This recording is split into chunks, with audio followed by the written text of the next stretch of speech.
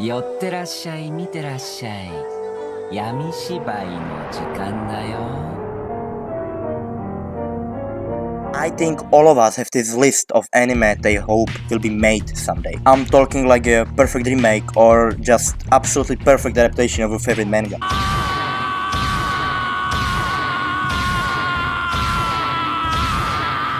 One of the items of this list of mine was an actually scary horror anime. Okay, I know there are horror themed shows out there, but in most cases they are what I just call them. Theme. Tag of a horror anime just usually means that the show involves blood and gore. Okay, shows like that can be disturbing and in some cases even downright sick, but it doesn't mean that they are scary. This ain't scary, man. This is some baby ass shit, man. This ain't scary. This is fucking... Fact that I was unable to find a really good horror anime kinda confused me. I mean, just look at Japanese horror games or movies. And so my search for high quality horror anime continued. Until recently when I, by absolute accident, stumbled upon a show called Yami Shibai. Made by IACL, such masterminds behind shows as... okay. But they made like 4 different horror shows. And their best rated work is Love Life, School Idol, the movie.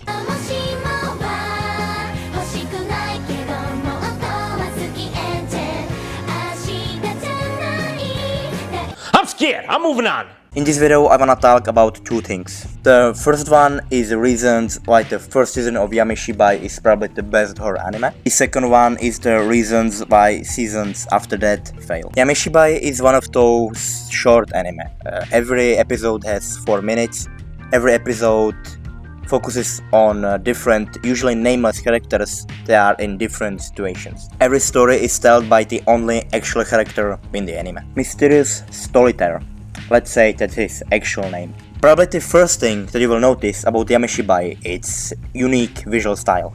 It can be hardly called animation, but the monsters and ghosts in the first season look especially nasty thanks to this. And it looks constantly dark and grimy, so it really helps the horror atmosphere. So okay, we have the visual style. Another reason why the Yami Shibai is a great horror anime is pacing. It slowly builds up the atmosphere and thanks to this the final scare always works. Let's use one of the episodes as example. Family is in the mall and plans to buy a present for their son's birthday. Suddenly the father is called to work and must leave them, leaving the son crying. So he steps in the elevator that is supposed to take him down and starts complaining to himself about his wife. After that, the strange elevator girl says certainly and asks if anyone is getting off here. So they arrive in the floor B4, a floor that isn't even supposed to be in the mall. The elevator door opens and it's revealed that B4 is very dark room and some people starts to getting off of the elevator. So the man stays alone with the elevator girl and starts wondering what is happening. Right after that they arrive in the floor B13. There is again dark room, but this time there is one red light. Suddenly something starts running from the darkness. Door closes right before he arrives to them and man is shocked. Man falls on the ground and starts asking the elevator girl what is happening, revealing that she actually a mannequin. And then the elevator yet again opens. He's back, he's safe, he can go back to his family. So he gets off and suddenly notices one thing, there is nobody here. One after one the light starts to shut down, leaving the floor in darkness. Then he turns around and mannequin is staring at him, saying to him enjoy your time alone while the door slowly closes. This kind of storytelling is also supported by great sound design that knows when to stay silent. お前、俺たちのこと怖がらせようとしてるだけなんだろう。ほら、木の影だよ。なんで見えないんだよ。ここにいるじゃん。あれ、こいつでかいぞ。And when to use intense music. 何を見たの？何か？何を見たの？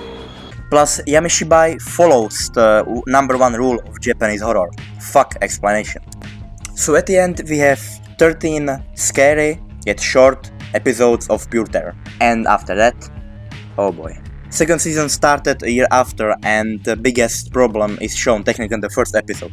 We can see the monsters directly now. It sounds really strange, but let me explain. In the first season, ghosts were these shadowy creatures that appeared only for a brief moment, but it was enough.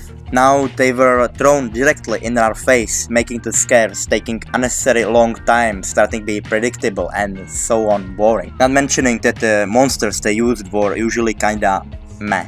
Okay, but let's give second season some credit. They managed to create actually creepy episode without using any monsters technically at all, plus for that. Third season is when the real problems begin. Art style changes. Well, it technically changed in season 2, but in the third season it's much more bigger, more immediate problem. It comes as no surprise that it hurts the atmosphere of the show a lot. Monsters now straight up just suck, and they look like something from Spore Editor. Look at this dude. Wait till you see the. No, no, no, no.